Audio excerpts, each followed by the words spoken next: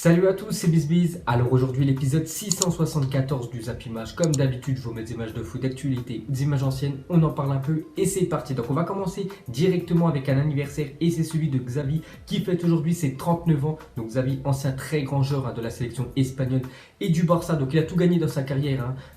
Partout où il est passé, il a gagné un trophée, une Coupe du Monde quand même, 2 euros, 8 Ligas, 3 Coupes du Roi, 6 Super Coupes d'Espagne, 4 Ligues des Champions, 2 Super Coupes d'Europe et 2 Coupes du Monde des clubs.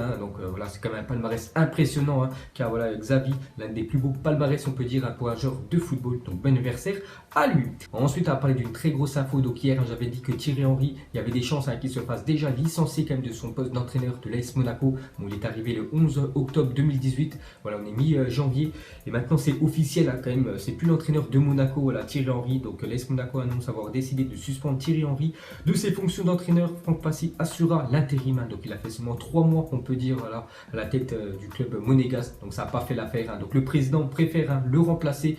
Donc voilà, Thierry Henry, c'était 20 matchs. Voilà, en tant qu'entraîneur du côté de Monaco, c'est quand même 11 défaites. Ça fait un match sur deux comme une défaite. Il y a eu pas mal de matchs nuls et quelques victoires. C'est pour ça, voilà, il n'a pas fait long feu, voilà, sur le banc de l'AS Monaco. Ensuite, pour continuer avec lui, on peut voir que son limogeage va coûter à Monaco entre 10 et 15 millions d'euros selon Nice Matin. Donc c'est quand même énorme. Voilà, cette somme que va devoir une fois de plus débourser l'AS Monaco pour un entraîneur viré. N'oubliez pas qu'il y a 3 mois, ils avaient licencié Leonardo Jardim. Pareil, ils avaient dû payer aux alentours des 10 millions d'euros. Et là, encore une fois, ils vont devoir payer 10 millions d'euros vu qu'il résilie son contrat, vu qu'il avait signé un contrat de 3 ans, voilà, en tant qu'entraîneur de l'AS Monaco. Et seulement après 3 mois, voilà, il le vire. Donc là encore, pas mal d'argent donné par Monaco à ses entraîneurs. Et pour finir avec Monaco, donc normalement on peut voir, voilà, ce serait qui le prochain entraîneur de Monaco. Donc les dirigeants de Monaco ont trouvé un accord avec Leonardo Jardim. Donc c'est n'importe quoi ce qui se passe à Monaco ces temps-ci, qui va redevenir l'entraîneur de Monaco 3 mois et demi après son départ. Donc il avait touché, comme je l'ai dit, 10 millions d'euros il y a 3 mois, voilà, en octobre, quand il s'est fait licencier. Et là il va avoir un contrat de 2 ans avec le club. Donc c'est tout bénef pour l'entraîneur, l'ancien entraîneur monégasque. Il a touché une grosse prime il y a quelques mois. Et là, voilà, il retrouve voilà, un nouveau club. De toute façon, je vous avais dit qu'il a fait une petite déclaration il y a quelques jours qu'il aimerait revenir en France et du côté de Monaco. Donc normalement, ça devrait être fait, voilà, dans les jours qui vont arriver à Leonardo Jardim, nouveau entraîneur de l'AS Monaco. Ensuite, on quitte la France, direction l'Espagne. On va parler du Real Madrid qui jouait le quart de finale aller de la Coupe du Roi. Donc c'était contre Girona. Une belle victoire du Real Madrid à 4-2. Pourtant, ils étaient menés dans le match. Mais voilà, ils ont fait le taf. Ils ont remporté le match 4-2. On peut voir les buteurs. Un doublé quand même de Sergio Ramos, un défenseur. Ensuite, pour continuer avec lui, Sergio Ramos vient d'inscrire son 14e but de la saison, toute compétition confondue. Je crois quand même qu'il a marqué plus de buts que Karim Benzema, alors que Ramos c'est un défenseur. Voilà, Benzema c'est un attaquant. Donc voilà, Ramos, même s'il marque beaucoup de pénaltys, il les met au fond quand même. Voilà, Sergio Ramos, il marque aussi de temps en temps des buts de la tête, voilà, parce que c'est vraiment son point fort. Donc cette année, il marque beaucoup depuis le départ, on peut dire, de CR7. Et pour finir avec lui, Sergio Ramos demanderait une très grosse augmentation voilà, de son salaire à ses dirigeants. En effet, il réclamerait un salaire annuel de 18 millions d'euros net contre 10 millions d'euros actuellement. Peut-être il a vu qu'il commençait vraiment très important pour le club du Real Madrid avec tous ses buts. Donc il veut être augmenté par le Real Madrid. Donc il aimerait toucher 8 millions de plus, ce qu'il touche actuellement. Après, je ne sais pas si Florentino Pérez va accepter. Ensuite, on quitte l'Espagne, direction l'Angleterre. On va parler de la Coupe de la Ligue anglaise et c'était la demi-finale. Retour hier entre Chelsea et Tottenham. Donc déjà au match aller, Tottenham s'était imposé 1-0 et hier c'est Chelsea qui s'est imposé 2-1. Donc ça allait au tir au but parce qu'il n'y a pas de prolongation et c'est Chelsea qui a réalisé tout, qui a marqué tous ses tirs au but et voilà, qui se qualifie pour la finale. Donc la finale déjà aura lieu le 24 février contre Manchester City. Donc on a un gros match, bien sûr, ça sera à Wembley, le stade actuellement de Tottenham. Donc voilà les gars, la finale de la Coupe de la Ligue anglaise. Et pour finir sur cette rencontre, on va juste parler d'Olivier Giroud qui était titulaire hier. Donc il a réussi seulement une seule passe face à Tottenham sur cette première mi-temps. Donc voilà, c'était très compliqué pour Olivier Giroud hier. Seulement une passe réussie en 45 minutes pour l'international français. Ensuite, on revient en France. On peut voir déjà que le tirage au sort des huitièmes de finale de la Coupe de France a été effectué hier. Donc déjà hier, il y a eu 3 nouvelles équipes qui ont été qualifiées. Vitré, une équipe de N2 qui a éliminé voilà, une équipe du Havre qui évolue en deuxième division française. Elle a quand même gagné 3-0. L'équipe de Vitry aussi, Bastia qui s'est qualifiée et l'Olympique Lyonnais qui a gagné 2-0 à Amiens. Donc regardez toutes les affiches voilà, de ces huitièmes de finale de la Coupe de France. Donc on peut voir qu'il y aura des chocs de Ligue 1 entre Rennes et Lille et aussi Guingamp contre Lyon. Ensuite, pour continuer avec Lyon, donc le 6 février prochain, Lyon se déplacera à Guingamp. Ça sera notre 27e déplacement sur les 32 derniers matchs dans cette compétition. C'est vrai que Lyon, ils ont rarement quand même de la chance lors des tirages au sort, on peut dire, en Coupe de France. Ils se déplacent souvent, parce que lors des 32 derniers matchs, ils sont déplacés 27 fois quand même en Coupe de France. Mais une fois de plus, dans 2 semaines, à Guingamp. Ensuite, on ouvre la page Emiliano Sala, une très mauvaise nouvelle pour l'ancien joueur de Nantes et le pilote de l'avion, parce qu'on peut voir que la police de Guernesey annonce la fin des recherches de l'avion transportant Emiliano Sala et David Ibbotson. Donc n'oubliez pas que ces deux personnes avaient pris l'avion. Voilà, c'était lundi soir en partant de Nantes pour rejoindre la Grande-Bretagne du côté de Cardiff. Et depuis, on n'a aucune nouvelle de ces deux personnes. Certainement, l'avion a dû se cracher dans la Manche. Et pourquoi je dis que c'est une très mauvaise nouvelle pour la famille Salah et la famille de ce pilote de l'avion? Parce qu'en fait, la police en Angleterre arrête les recherches. Donc ça se trouve, on ne retrouvera jamais les corps. Donc voilà, pour les familles, pour faire le deuil, c'est très compliqué de faire un deuil d'une personne, on peut dire, disparue sans avoir le corps. Donc c'est quand même une très mauvaise nouvelle pour la famille de ces deux personnes. Ensuite, on continue avec une déclaration de Romina, c'est la sœur d'Emiliano Sala. Elle a dit: au fond de moi, je sais qu'Emiliano est toujours vivant, c'est un battant, je sais que lui et le pilote se trouvent quelque part au milieu de la Manche. N'arrêtez pas les recherches, s'il vous plaît. Donc elle, bien sûr, espère, on espère tous que le pilote et Emiliano Sala soient vivants. Et surtout, ce qu'elle demande, c'est que la police anglaise continue les recherches et qu'on essaye, pourquoi pas, quand même de les retrouver. On ne sait jamais, bien sûr, des miracles existent dans la vie.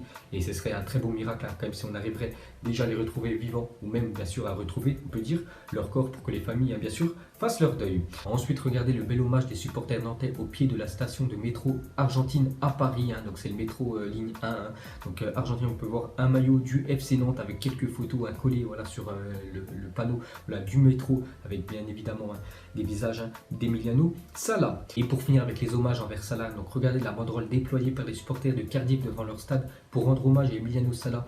Donc ils ont marqué: on ne t'a jamais vu jouer, on ne t'a jamais vu marquer, mais Emiliano, notre beau bleu bird, donc ça veut dire bel oiseau bleu, nous t'aimerons pour toujours. Donc voilà, on peut voir que même s'il n'a jamais joué pour Cardiff, parce qu'il veut faire son premier entraînement avec sa nouvelle équipe mardi après-midi, c'est lundi soir, parce que certainement son avion s'est craché dans la Manche.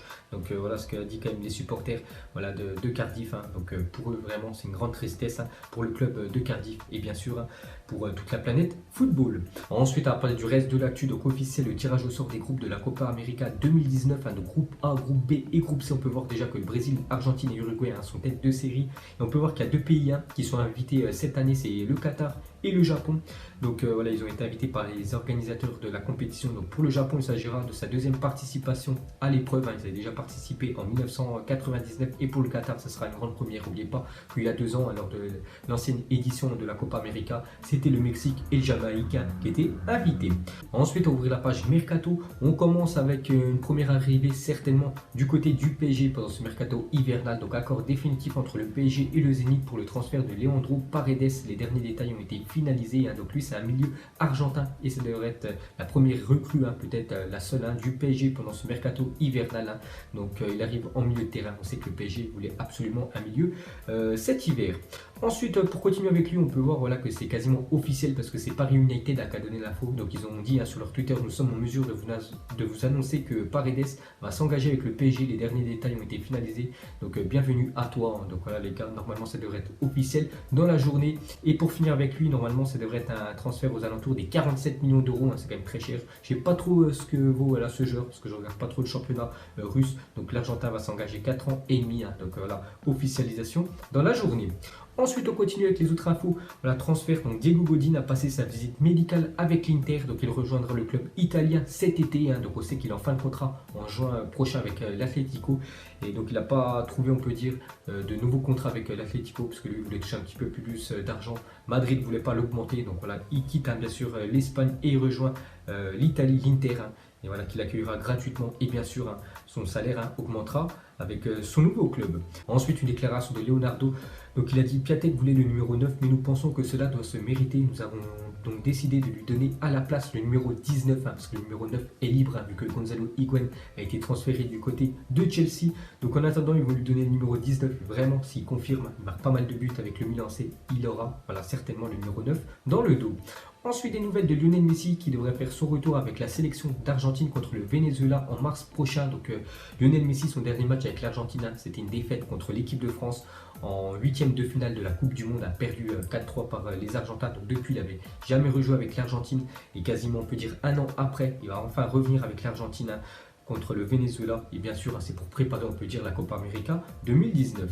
Ensuite, à parler de Mundo Deportivo rapporte que le PSG n'a jamais été intéressé par Frenkie de Jong, mais que Nasser a fait exprès de faire monter les enchères afin que le Barça paye le prix maximum et soit puni de son comportement dans l'affaire Rabiot. Donc voilà ce que sort le journal Mundo Deportivo aujourd'hui, que le PSG en fait jamais été intéressé par Frenkie de Jong, et voilà qu'ils ont fait exprès d'augmenter, voilà, on peut dire, l'enchère pour que le Barça gaspille le plus d'argent pour, on peut dire, se venger par rapport à l'affaire Rabiot. Donc voilà une info sur le PSG et le Barça. Bon, après ça m'étonnerait parce que j'en suis sûr quand même que le PSG était intéressé par Frenkie de Jong, juste bien sûr le joueur a préféré signer du côté du FC Barcelone. Et pour finir ce zappimage, on va terminer avec Emiliano Sala. Donc sur internet les gars, il y a une pétition qui tourne, donc c'est la reprise des recherches pour la disparition d'Emiliano Sala et du pilote de l'avion. Donc en fait il suffit juste de signer cette pétition, donc je vous mettrai le lien en première ligne de description. Donc moi je l'ai déjà fait, j'ai déjà signé cette pétition pour, on peut dire, que la police anglaise continue, voilà, reprenne les recherches pour trouver, on peut dire, l'avion, voilà, du pilote et voilà, d'Emiliano Sala. Donc il suffit juste de créer un petit compte ou de s'enregistrer avec Facebook. Donc il y a déjà plus de 39 000 personnes qui ont signé, il en faudrait 50 000. Donc n'hésitez pas bien sûr à aller mettre voilà, votre petite signature sur cette pétition. Donc c'est un petit rien, mais voilà, ça peut aider bien sûr beaucoup, je pense, les familles des victimes. Donc voilà les gars, la fin de ce zappimage 674. Donc si ça vous a plu, un petit like et moi je vous ferai l'épisode 675 demain. Donc moi je vous laisse et je vous dis à la prochaine comme d'habitude. Ciao à tous. Donc on l'a maquillé avec des mensonges. Et que son âme est moche, plus qu'à la maquiller avec des mensonges. Je sais pas ce qui se passe dans ma tête. Parfois, je voudrais sauver la terre. Parfois, je voudrais la voir brûler. Ça va pas trop, je roule en terre. Trop de haine pour 9 mètres carrés. Tristesse, faut pas. La vie est moche, donc on l'a maquillé avec des mensonges. Et que son